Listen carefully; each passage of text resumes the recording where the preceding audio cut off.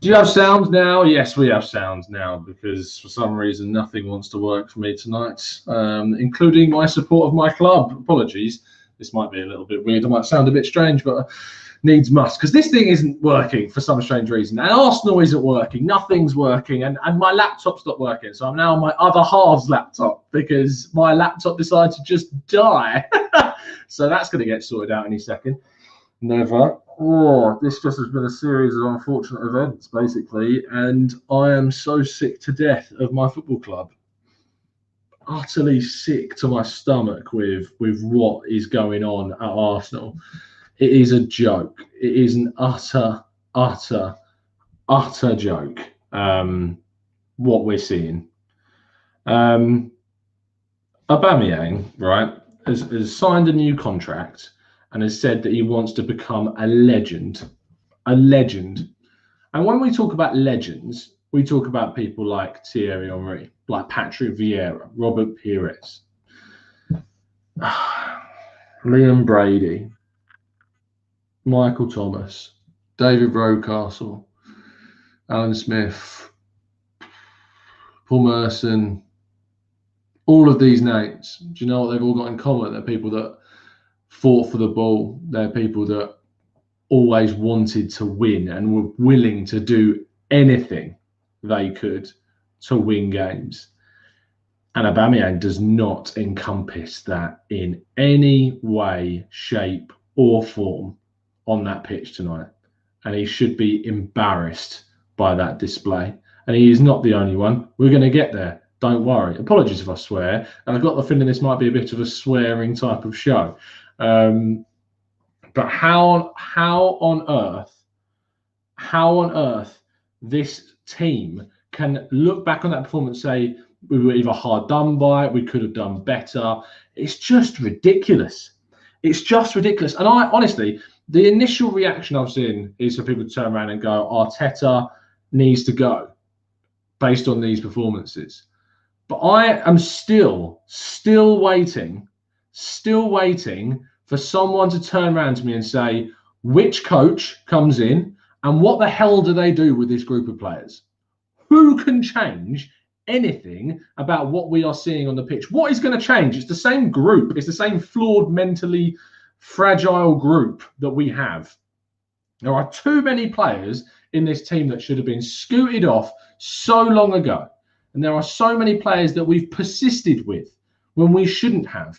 Let's talk about something that happened right at the beginning of the game. And first off, massive thoughts go out to Raul Jimenez. I hope that he is okay because it was a horrific incident that he was involved with.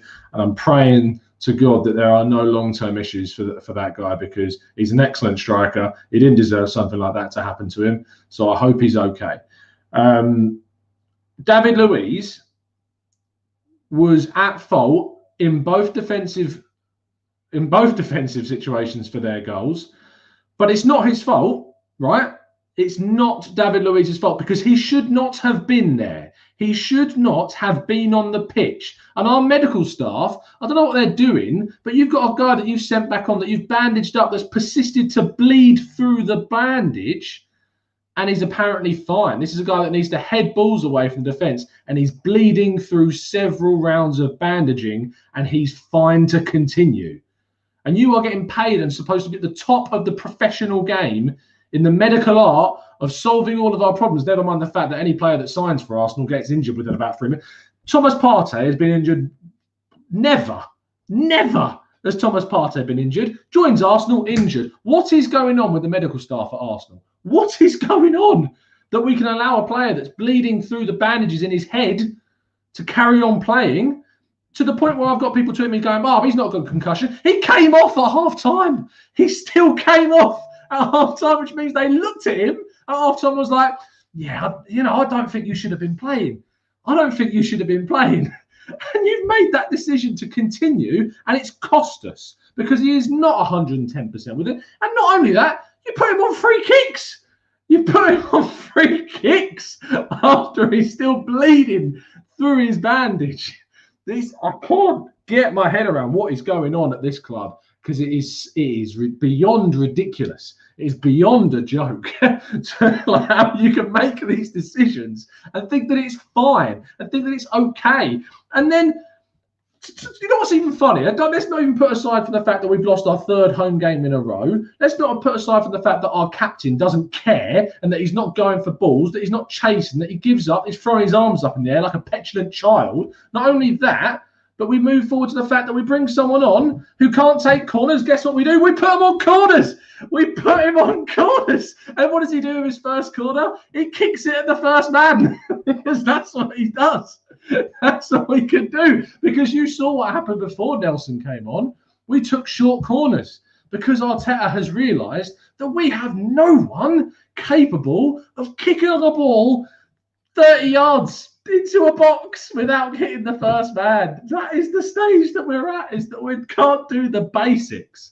So we've had to practice corner routines, which, by the way, got us the only goal we've scored from outfield in the last 755 days of being an Arsenal fan. Oh, it's just a joke. And you know, the thing is, I was sitting watching the game with the other half, and I wasn't even getting angry because I was laughing because it is so endemic of what we've seen now at Arsenal for so long. Nothing changes. We got rid of Wenger, brought in Emery, got worse. Got rid of Emery, brought in Arteta. Defensively, things look to have improved, but ultimately, Mike's gone. It's no better, is it? It's not better yet. And do you know why it's not better yet? Because the coach ain't the bloody problem. The coach is not the bloody problem. It's this stupid squad that is the issue that is going on here. And only recently have we been able to see change. And I'm well aware in my mind that this is going to take a long time to wean out the weaklings and the weak mental guys from our squad to finally put together a teams of Parteys, of Gabriels, of Tierney's, of Saka's, of Martinelli's.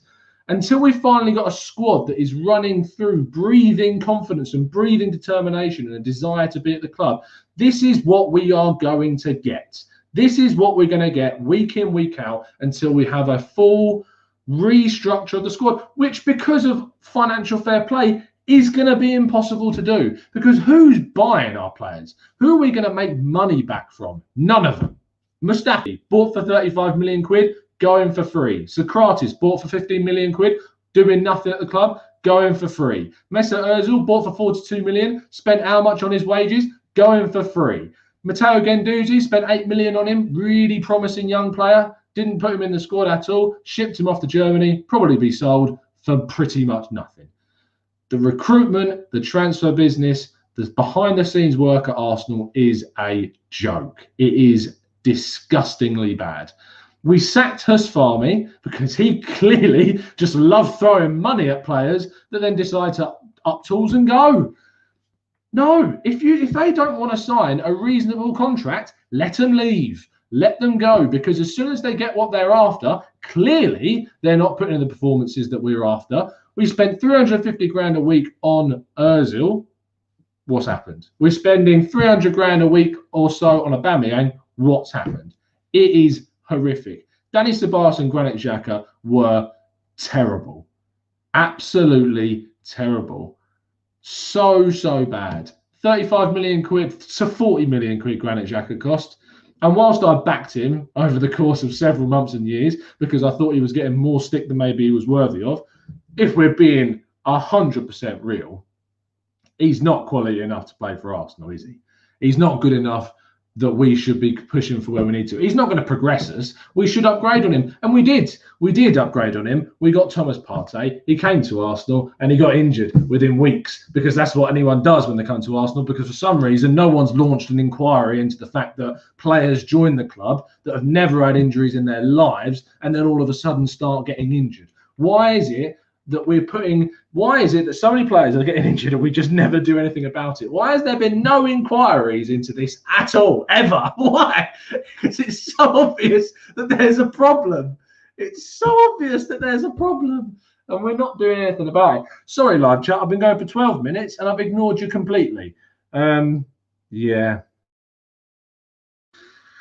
Let's scroll right up to the top. Bear in mind the fact that I think I've just lost an 800 quid laptop that I just decided to blow up at the end of that game, and now I'm working with this. So which seems so bright in my face as well. I need a drink. Bear with me a second. Oh, Sean says Xhaka is an absolute joke, man. Please don't get me started. Thibaut Pest says Roy Keane's smiling and licking his lips. He might get a call. Thomas Seen the Light says Teng Wang says I don't like Willock in the 10 position. I prefer Willian or Laka. You know what was funny is that I actually thought Willian was probably the best player we had on the pitch. He was the best of a bad bunch, admittedly, and then we took him off instead of Willock that didn't do anything. I don't know what Arteta was thinking there. You take off, maybe it was a fatigue thing, maybe it was a fitness thing because he swannied off to Dubai over the international break and then was just thrown back into the team like for some reason his contract's got some guaranteed minutes, guaranteed appearances, and we have to play him no matter what. I don't know what's going on there. Oh, Jesus Christ. Next week, Tom. And next week, Alex, we've got Spurs. And you know what the thing is that some people who are Arsenal fans are so shit scared of not admitting sometimes because they think it's the wrong thing to do to look at what's going on there and go, you know what? What they've done is actually quite good. They've gone out and they've signed the players that they've needed. They've gone and signed the players that have changed them. They've improved the players that were there. And they've shipped off the players that didn't do so well. And yet we're looking at our squad and we have persisted and persisted and persisted with utter shite for so long. For so long, we have just kept the wrong players around our club. Alexis Sanchez came into the club and he was a winner.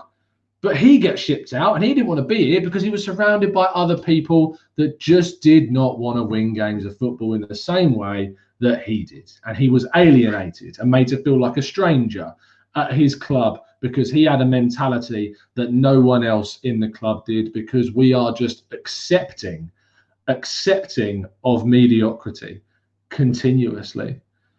Now, I stand by the fact that the coach right now is not the main problem, and it doesn't matter. I feel it doesn't matter who you throw at this squad, you are not going to see an upturn. You are not going to see a change.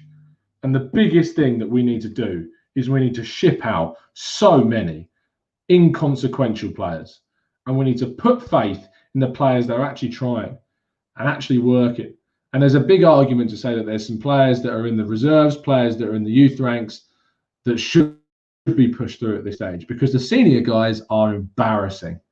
They are embarrassing. And I'm hoping in these Europa League games that we've got left, because that is the only chance of getting Champions League football. Let me tell you, there is no way we're getting Champions League football through the league right now, because there is too much organisation and quality in the other teams that are competing. There is too much within the sides that we've got to go up against to have any chance of getting into the top four. So I am hoping and praying that the kids that are going to play in the Europa League show a bit of fight and show a bit of talent and show a bit of determination, that they actually might get given a chance, because this is so stupid that we've persisted for so long with just mediocre players. And we've signed mediocre players, and we've signed from abroad when the clubs around us have gone to the Premier League or gone to the Championship, and they've bought proven players that work in England. And we have to wait for players to transition continuously.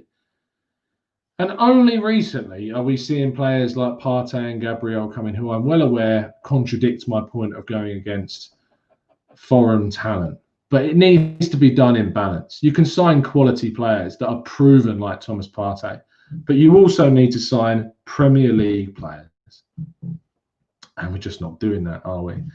We're just not doing it. But again, I just want to highlight again the fact that, honestly, that Pierre-Emerick Aubameyang should look at himself in the mirror and say, am I actually Arsenal's captain? Am I actually a leader? Am I actually someone that's going to take this team forward? I want to become an Arsenal legend. Jesus Christ. Jesus Christ. Is that actually what we're doing? Calvin Cloette says, I don't want to hear Arteta out. These players are bang average. These players are mentally weak. What other coach does anything different with these players? Does Ozil do any worse than what Willock has done so far? Ade says, I don't think it's just the players. The same players won the FA Cup. We are struggling because we don't have the quality of players for the kind of football that we want to play. Joseph says, Tom, they are playing with fear, all of them. They don't like taking risks. That is spot on. Joseph Maseko says, the coach factors in form in the players, in the performance. Arteta is playing these really poor players and doesn't seem to want to change it, which encourages poor performance, especially the old. But the thing is, Joe, is I don't know who else there is. Like, you look at the bench tonight, and you've got Lacazette on the bench, who, let's face it, is completely out of form and is giving nothing. You've got Nketiah, who, if you were listening on to the game on Thursday, the reaction in the chat box was ship Nketiah out because he's not good enough. So you can't suddenly be turning around and saying that Nketiah should be playing. We've then got Nelson, who came on, can't deliver a dead ball to save his life. And then you've got El Neni, who's not going to offer you anything going forwards. You've got Cedric, who is one of the most comedic signings that Arsenal have made over the last decade. You've got a goalkeeper that we brought in based off of the recommendation of our goalkeeping coach. And I'm trying to think of anyone else that was there. Rob Holding, who came on at half-time for a player that was clearly concussed 5 minutes into the match. No one on that bench. Why Emile Smith-Rowe wasn't on the bench?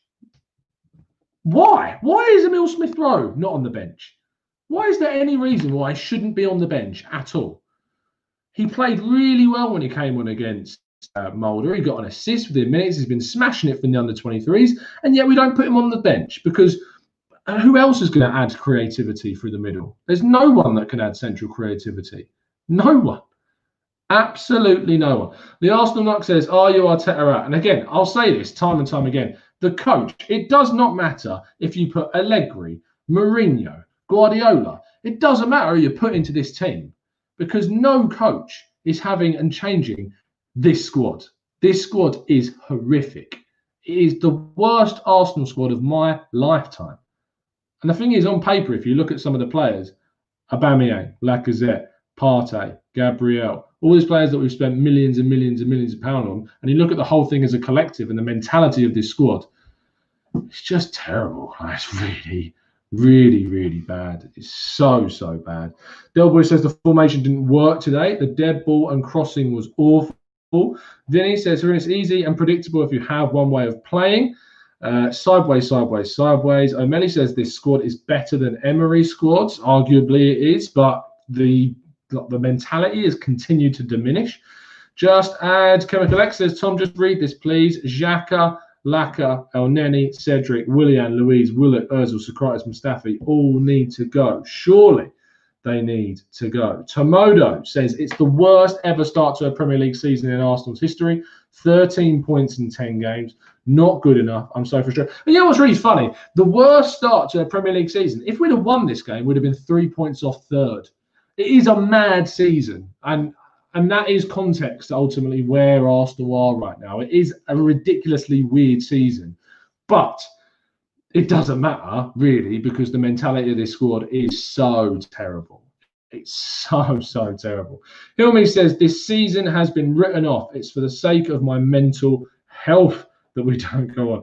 Dave Lennon says, Arteta is showing his inexperience at the moment, and that is conjoined with the poverty of quality in the squad, is why we are getting these results. Daniel says, Mainsley was not even on the bench. Cedric is in there ahead of him. 100% agree with you, Daniel. It's ridiculous that is even the case. Tom says, Abiram says, do we have better players than Brighton, Leeds, perhaps Leicester? So what's the excuse for this awful football? Can't even say we have decent results. And the thing is that you look at these squads on paper, then yes, you'd say that Arsenal have a better squad than a lot of these teams. But as a collective, as in the way that players have been signed by these clubs, where they've been signed from, looking at the mentality of those players, working in sides that are gritty and that are fighting for their lives, they've come into those sides and they have made a difference. Arsenal have signed players from teams which just don't systematically work. We signed Pepe, an attacking player from a counter-attacking team, into a team that we try to play with as much possession as feasibly possible, in a league which sees so many teams put loads of men behind the ball when he categorically can't be 10 men. He can't beat 2 men, if we're honest. He might be able to beat 1 if we're lucky. But that is just, why? We wanted to sign a defensive midfielder, and we signed Granit Xhaka, who is not a centre defensive midfielder at all. That is not his position, but that's the position we needed. And also, we spent £72 million on Pepe when we should have spent that money on a really good central midfielder or on a really good centre-back. It's just crazy. Like, I don't know what more you can really say at this point. I don't know what more I can really say. I really don't. I really, really don't. I really, really don't. New Tide says, we're a counter-attacking team, so Pepe should thrive. But we're not, are we? We're not a counter-attacking team. When are we ever threatened, really, at the moment on the counter? We're just not. Javier says, Edu out, and that is wrong. Like, the reason why that's wrong, Javier, is because actually, under Edu, we've actually started to change the way we sign players. Wanting Edu out is one of the silliest things that we could possibly think of right now. Sign bloody Partey and Gabriel, and how can you want Edu out at this stage? What is that? Like, why? You engage brain for a second. Engage your brain. Look at the issues over this team over the last decade. Edu has signed 2 players in the positions that we actually needed to sign them. Actually getting in Gabriel and Partey, yeah? Why is he the problem? How on earth can we think of him as the problem right now? Because he signed the 2 key players that we've needed. That's the issue. Gary Mullen says, Tom, as you said, Partey would be transformative. I think the next type of player that we should look for is a type of Grealish. We should focus on him in the summer. Oh, God, Jesus Christ, I'm looking like well scatty, aren't I? Just look at the screen for a second. Iron Cub says, Tom, Willock doing his post-match interview instead of our captain. Embarrassing. Wow, that is, yeah. I mean, remember when David Luiz, think about David Luiz, at least he takes, what's the word, responsibility when he messes up. Bamian hides away. Classic. Eric says, Edu signed Partey on the last day when we had the money all along. Didn't sign Aouar or creative players and help us sign. Maybe you should think, mate. Eric, we signed Partey on the last day of the season because he had a release clause. We tried to sign Aouar throughout the whole season. Leon didn't want to play ball. We looked for the investment. We could sit on our laurels with Partey. We could sit on the Partey situation. Engage brain, we could sit on that because he had a release clause. We didn't have to worry about negotiations. That's why we went in at the last minute. If we'd have been able to sell some players, we would have been able to get Partey and Aouar. Yeah? So you need to get your facts straight before you come in here and start throwing stuff about like that. Kitchener says, all the teams doing well are the ones with intelligent transfer windows. Smashing it, mate. Senki says, most of the players aren't playing for the club right now. Teng Wang says, I've been calling for David Luiz as captain for a while now. Calvin Cloette says, can't believe I'm sitting here hoping on a 19-year-old Martinelli to come back. Azar says, why can't we play direct with speed? Tired of this sideways passing stuff. JC Right Wing says, Leicester have a much better squad than you lot. They do. They have a much better squad because they've recruited better as a squad. Like, you're talking about individual players, it's different. But as a squad and as a collective and as a whole, them and Wolves, who we play tonight, have a better squad than us. It's better put together. It's better in terms of the players that they've targeted. You look at Wolves, and they've signed a lot of Portuguese players, but they've signed players that work together. They've signed players that work in the system. Semedo, who obviously joined from Barcelona, was playing in a Barcelona as a right back in a back 4 and was caught out so many times. You move him into a right wing back in a back 3, and he looks a completely different player because you buy the player to fit the system. And that is something that we're just doing it too late. We're doing it too late. And other teams have now caught up to us. And you have to look back on the recruitment over the last 10 seasons and you say, we have put ourselves in this position. We have done this to ourselves, and we have sat and watched other sides recruit better than us and more consistently than us and more coherently with the systems and the squads that they currently have. So, yeah, it's great. I think it's great that Edu can come in and sign Gabriel and Partey, that finally we're starting to change things in the way we sign players. But it's too late. It is too late to be signing these guys. It's just mental. It is just mental. Peter West says, possession side, with the most of the players not being good enough to break down sides and keep possession. We just haven't got the personnel. Arteta is trying to play the Man City way. I don't actually agree with you, Peter. I don't think he's trying to play the Man City way at all. I think actually if he's come to the squad and he's tried to play a completely different style to Guardiola by looking at a defensive side of the game. I don't think he has the personnel to go anywhere near a Pep Guardiola style of play at all. Tulip says, can you explain why and how Willock and Xhaka were still there in the second half? Willian was subbed and Willock played 90 minutes. Wow. Arteta ain't the problem, but today's decisions were garbage. Again, I can't disagree with you there. Some of the decision making of him was poor. It was really bad.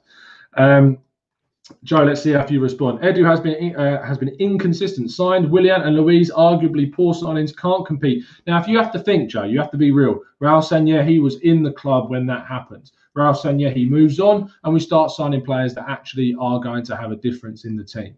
Yeah, like you look at the players that we signed after Raul left and after Edu can have his whole control over kind of the signings in tandem with Arteta. It's been Gabriel and it's been Partey.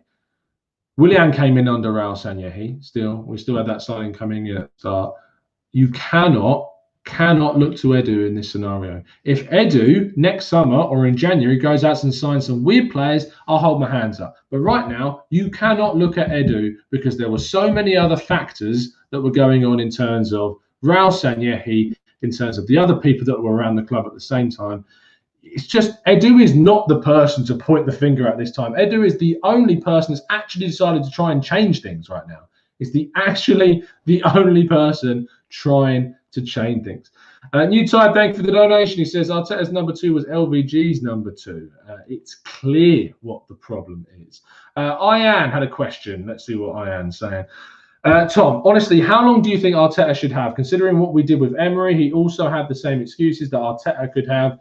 I think that ultimately he'll get longer by the club just because they've promoted him to manager, because he's bought himself time with the kind of the trophy win last season, and I think that the club kind of back him as well. I think that they've got trust in him. If, say, we went on a losing streak and we didn't win a game for, say, 10, 15 matches, that might cause them to act. Don't see that happening. Well, you say that. But yeah, I think he's got more time. I think he'll last the season. I think it will go into next summer. I think if next summer comes around after we move off a lot of the deadwood, we've got a little bit more financial power. I don't know who's going to want to sign for Arsenal, bear that in mind. But we'll have a lot more financial power supposedly next summer with the players that are leaving. If we can get into Europe again, which is still, I'm not even talking about Champions League, I'm talking about Europe in general. Then if you can sign the players that we want to sign and you can continue the trajectory that Edu has started to take us on, as I've said, with Gabriel and with Partey, and continues to fail, then he'll go. I think that's what will happen. I can't see him going this season. I just can't see it happening this season. I think there's too much trust in him from the club, and I think the club might look towards the players actually in the way that we are as well. Unaf Naik says, Tom, how did we start this season with such a poor midfield? It's unacceptable. I know we couldn't get players out, but we could have released a few and pumped in a little bit of cash as a creative mid. Again, I don't. It's not as simple as like on FIFA where you can just click on a player and release him. It's just not that simple. Unfortunately, it costs money to release players because you have to pay out their contracts. And I don't think the club were looking to do that. I think they were going to wait until the last second to see if they could move on anyone. The Kolasinac thing, I think, was a big failure for the club, not moving him on. Socrates and the Ozil situations were a joke, not loaning out Saliba. The club got a lot wrong in the summer. Like, they got a lot wrong in terms of like the outings and trying to get players out. It was ridiculous. Tolu says, after today's game, the fans will be calling for Arteta's head. But mind you cannot continue to milk a goat that doesn't produce milk at all, while you know that there is nothing, zero, none. And I get your point. You can change the guy who's milking the cow, but if there's no milk in that cow, then you ain't getting any. And the thing is, that is exactly what is going on. Great analogy there. On ABW, we're coming up with some cake analogies. Now we're going with milking cow analogies at this rate. Glenn Cook says it's sad the mess Arteta and Edu have to clear up. And in fact, our fan base lacks the intelligence to see and instead holds them responsible for the state of our club. Is pretty ridiculous. Now, Glenn, I will come to the defence of a lot of the fan base on that. I know what you're saying. You have to be understandable, and I am understanding of a lot of people that have suffered for an insanely long time. I try and look at things in as considering as many possible factors in terms of the context as feasibly possible. to try and understand the situation that we're in. I look at the long-term context. I look at the fact that we have recruited badly for the last decade. I look at the fact that we've made several mistakes in the window, and that only recently under Edu's stewardship have we started to turn things around with Partey and Gabriel coming in. And it's good that we've got the likes of Raul Sanyehi and Husfami are gone. It's a good sign that we're moving in that direction. But unfortunately, the clubs around us are not sitting on their asses. The clubs around us are improving and doing a lot better. So it is what it is. I've got good news. I've just received a text saying my laptop's fixed, which is great. Yeah, let me just check that. That's good news. That brings a slight win to the evening because I was panicking a bit, I'll be honest, seeing as my job is completely encircled around having a working laptop. So that's good. Matt Gray says, does anyone have a positive from the game? I'm losing the will to live. William was all right. Also, something I haven't talked about, how quick were people to jump on Leno after that goal? Neto's shot was deflected. He's already travelling that direction, and it hits him in the split second after that deflection. And you're expecting to somehow pull off some miraculous save, or he pings it over the bar, or pings it wide. No human being on earth could react quick enough to that deflection, and it just hit him, and it deflected, unfortunately, straight into the path of Neto. So, or Podence, I think it was. So it's just unfortunate that was. But at the end of the day, that situation should not happen, because Luis should not have been on the pitch. It should not have been on the pitch. Why he was there? And if Arteta is not questioned about Luis in the post-match press conference, I will question not the morals, but the thought process behind the journalists that are there. You should be asking him about that. Why has he not been taken off if he's then been taken off at half-time? Why? It's just unbelievable. Unbelievable. Comment about milkless cows. I've lost it now. I can't even see. Oh, I found it. The Arsenal Knock says, Arteta keeps asking milkless cows to stay. Bellerin and Xhaka, you really have to not want a career in life to do that. Eric says, bringing in some quality players to add to the deadwood we failed to clear out is a recipe for disaster. Gary Mullen says, is the style of play worse now than Emery, because we don't even look like scoring a goal, and clearly this defensive approach isn't working. We've lost 5 games already.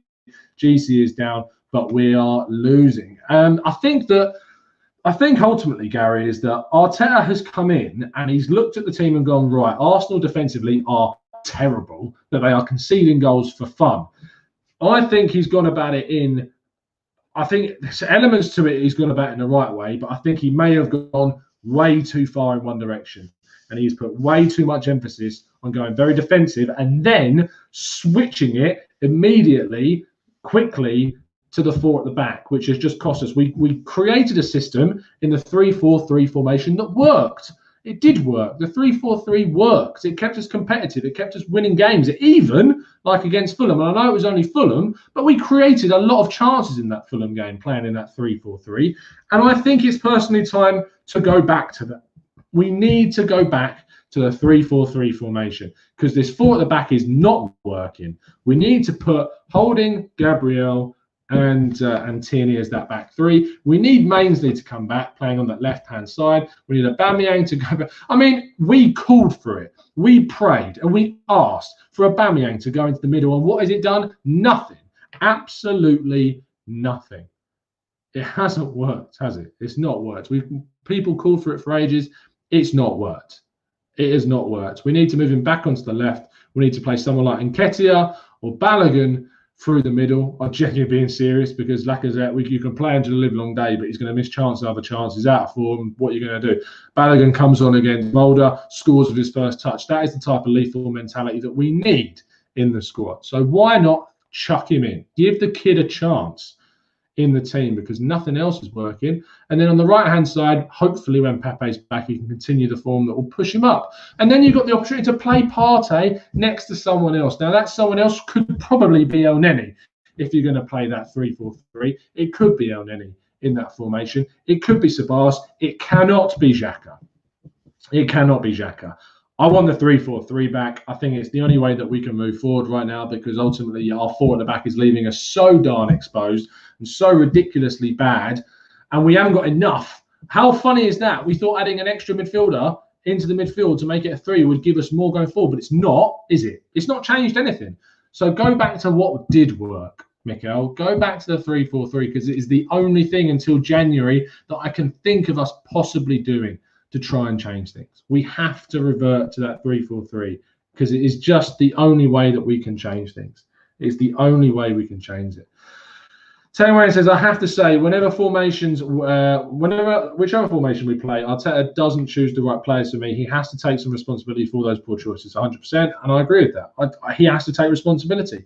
And if he continues to make these mistakes, then you would start to ask questions and say that, yeah, look, it's not working, is it? It's just not working. And I am very much an advocate of saying that I think the players are very much more of the issue. I go 70-30 at this point in terms of the player blaming on the manager.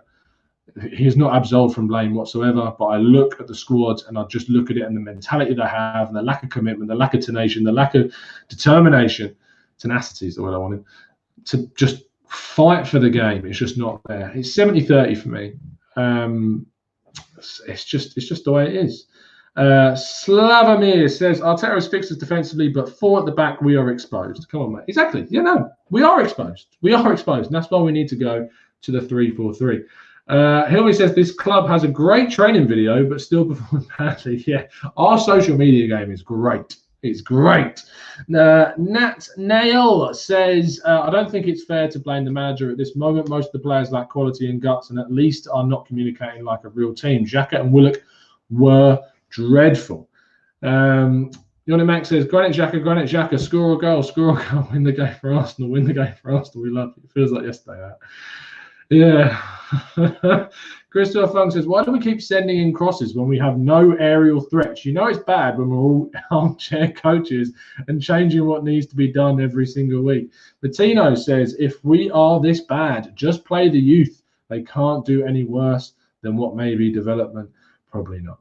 Paul Guyat says, this is a system issue. We continue to neglect the middle of the pitch. The wingers are still playing too far wide and the build-up play is too slow. Arteta needs to be questioned. Wrong says formation is irrelevant. We build up players too slow and only down the wings. The thing is, it's only down the wings because that's all we have, Ron. We have no one in the middle that can create. We have no one that can do it other than players that are not being put in the squad, like Emile Smith-Rowe and you know who. So we have to use those wide areas. And that's why maybe going to the 3-4-3 is what we need to do. Like, that is what ultimately we need to do. Christopher Fung says, big up to you, Tom, for doing these shows in difficult times. Respect. Thank you, mate. Appreciate that. If you could, I know it's been a really shit night. I know it's been terrible. But if you could drop a like on the video, I'd really appreciate it. Whether you agree with my views or not, it's all about opinions at the end of the day. And we're all Arsenal fans. And we're all suffering together. So if you could drop a like on the video, guys, I'd really appreciate it. And we'll be back again tomorrow. We'll be back again with a podcast tomorrow for you guys, so that I'll be joined by two wonderful guests and we can have some more therapy and some more moaning, because that's what we do. So I'm going to end the show there. Thank you, Chris, for ending this on a nice note. Samson says, on a lighter note, Tom, who's your favourite Avenger? Let's just do another podcast about some random stuff, because talking about Arsenal is just pointless. It's just pointless at this stage, isn't it? Thank you, Samson. That actually cheered me up towards the end of the show. Yeah, we'll be back tomorrow for the podcast to talk about what we just witnessed today. Make sure you join us. Thank you to the over 2,000 of you that have been tuning in. Absolute legends. Yeah, Drew. When's Drew back? Gary says I'll try and get him on tomorrow, but he doesn't. He's what he's like. We'll see what happens. Jermaine says best channel easily. Big up, Tom. Thank you, mate. Thanks to the analysis, Todd. Thank you, Tang. Thank you, Kian. Much appreciated. Oh God. See, at least this having this channel enables me to yeah. And also, I've got my personal Twitter back. If you want to follow at Tom Canton Media on Twitter, drop that a follow. It's open. You can follow it. So yeah, I'm going to enjoy work tomorrow, writing about everything that's happened. That could be interesting. Write a couple of topics. So yeah, this is yeah. I don't know what more to say. I think we've said enough. Thank you so much, people, for tuning in. It's been a pleasure. It genuinely has to rant and vent and talk to you. I will see you again very, very soon. And as always, up the Arsenal.